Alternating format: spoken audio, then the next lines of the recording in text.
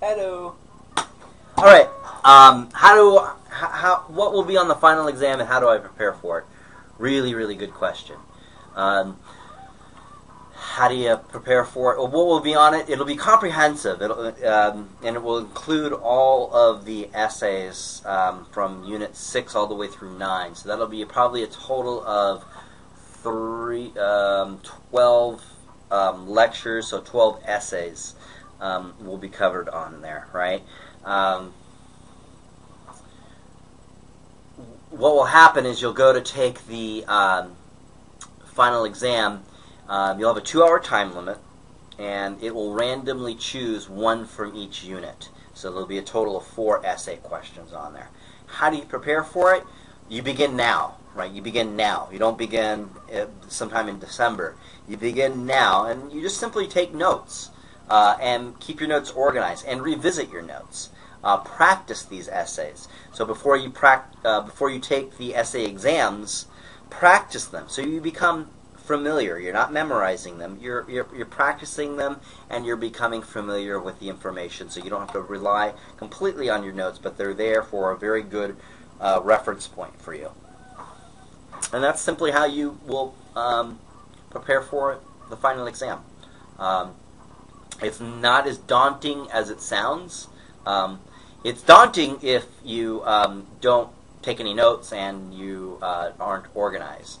It's perfectly reasonable if you stay with the reading schedule. You don't procrastinate. You understand that the only time that exists for the next 6 weeks is now. Tomorrow does not exist. And your notes are thorough and they're organized.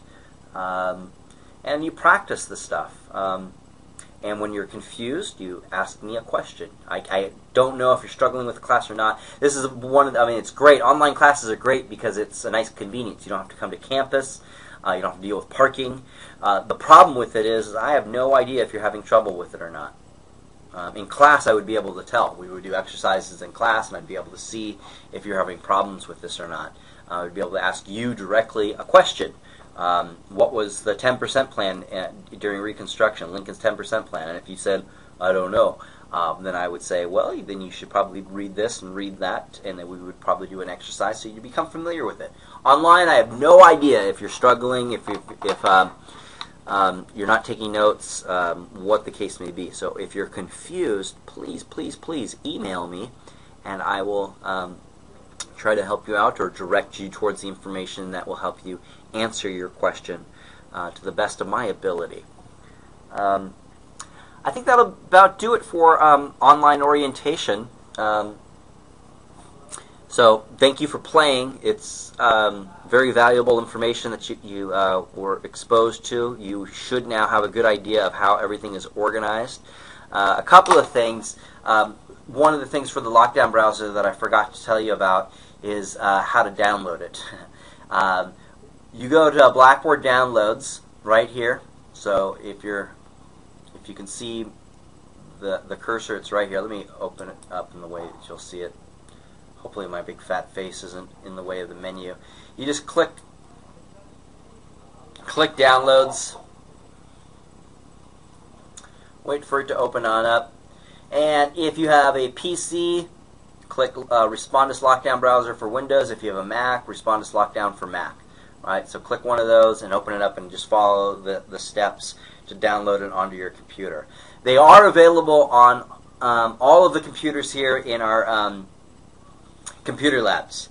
And I actually, if at all possible, I know for some it's just not possible to get away from the house. You've got a family, you've got a job, your time is limited, and you just can't do it. But if you can come to campus, take the exams and the quizzes here on campus for 2 reasons, maybe even 3, but at least 2.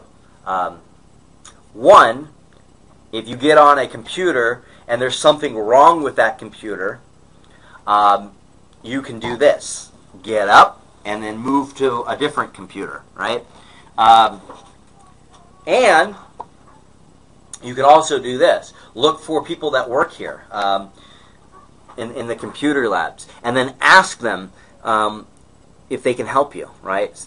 Explain the problem to them and ask them if they can help you. If they can't help you, politely and respectfully ask them to find you somebody that can help you, right? So none of that stuff is possible if you're at home on your trying to take these exams or quizzes. You can't go to another computer unless you have another computer in your house, and or you can't ask somebody for help, right? So if at all possible, try to take the exams here on campus.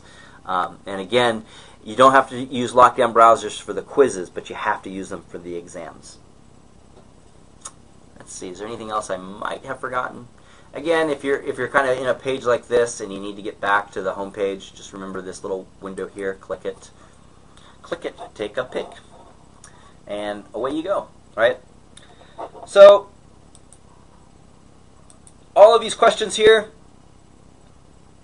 please respond to them by Wednesday, 5 o'clock, no later, and you'll get credit for this. And in your email, if you have specific questions, if things weren't clear, if it didn't seem like I really addressed any of these, please ask me as well. It's your class. Make sure you get your questions and your concerns and any confusion settled as quickly as possible. 6 weeks will go by like that, so just take advantage of this opportunity. You'll get done with your U.S. History 2 course successfully if you listen to the advice that I gave you, and there shouldn't be any problems whatsoever. I'll talk to you guys later, and again, get a hold of me if you need anything. Take care. As soon as you can, get started with chapter, let me make sure.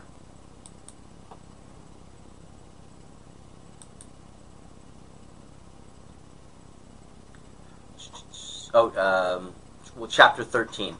All right. I'll talk to you guys later. Bye.